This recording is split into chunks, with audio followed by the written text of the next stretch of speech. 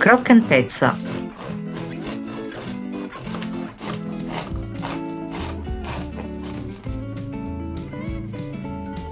Morbidezza e sapori della mia terra. Riportiamoli nella nostra tavola. Come?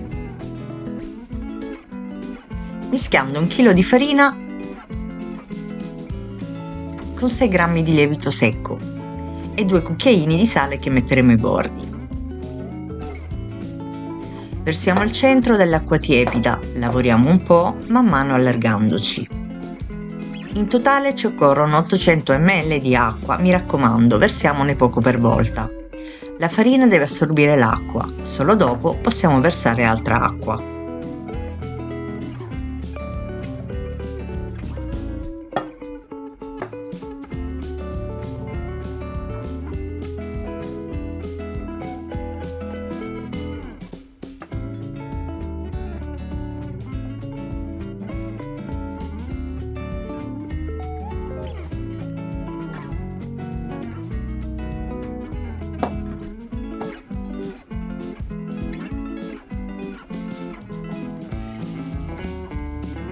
Finito questo, mettiamolo a riposo per un'ora, temperatura ambiente, coperto da canovaccio. Passato il tempo, dobbiamo lavorarlo un po', ma essendo molto appiccicoso ci aiuteremo con dell'acqua, bagnando le nostre dita per poterlo lavorare meglio. Prendiamo dei lembi e dal basso portiamoli verso l'alto, per tutto il giro. Assicuriamoci che non rimanga attaccata della farina nel fondo della ciotola.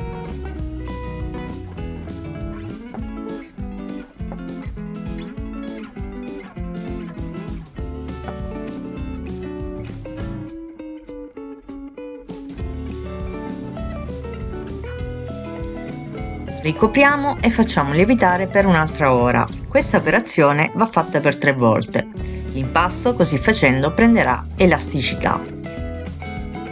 Altro passaggio molto importante per ottenere una bellissima alveatura sono le stese e le pieghe. Aiutiamoci sempre con una spolverata di farina per evitare che l'impasto si attacchi. Nella lavorazione evitiamo di incorporare farina, lei stessa si prenderà quella che serve. Anche questo procedimento va fatto 3 volte, con una pausa di 30 minuti da un riposo all'altro.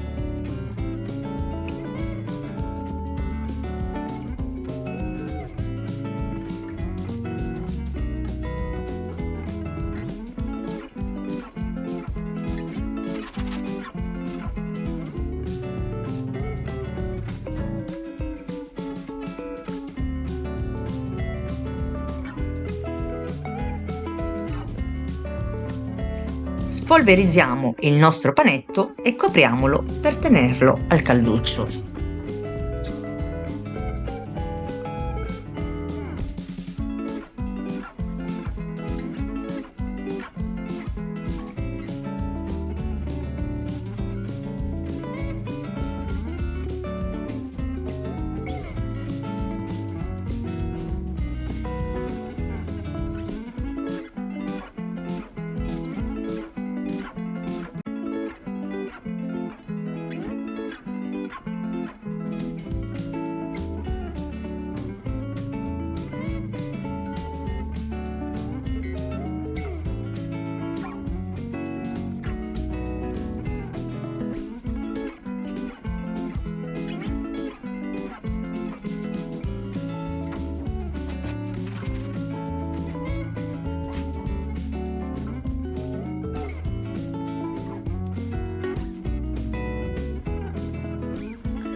Dopo la terza ed ultima piega ed essere trascorsi 30 minuti di riposo, possiamo dividere il nostro panetto e dare la forma che più desideriamo. Questo è il momento giusto se vogliamo condirlo aggiungendo spezie, salumi e così via. Nel frattempo accendiamo anche il nostro forno alla temperatura massima ventilato, almeno 30 minuti prima per chi come me vuole usare la pietra refrattaria, che è anche il tempo che serve al nostro pane per giungere alla sua lievitazione.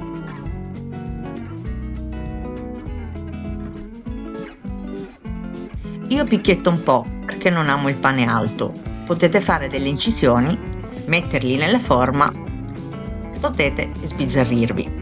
il pane va infornato 20 minuti a 240 per poi abbassarlo a 210 per 30 minuti. Voi regolatevi in base al vostro forno. Io lo preferisco croccante e non bianco.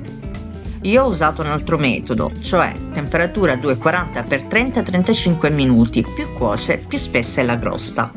Sfornato il pane va coperto, così che il calore lo ammorbidisce. Il vostro pane sarà croccante e morbido per giorni.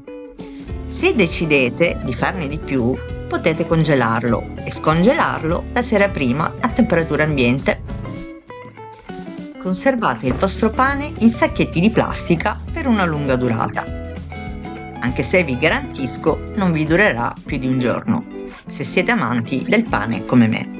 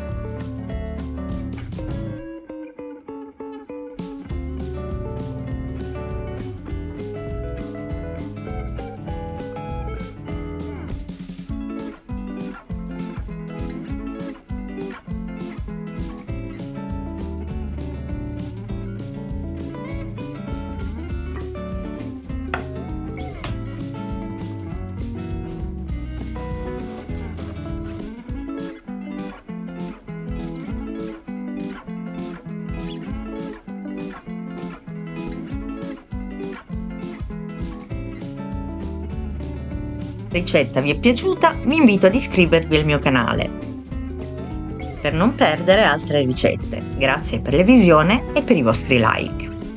Vi lascio a qualche scatto. Ciao, alla prossima!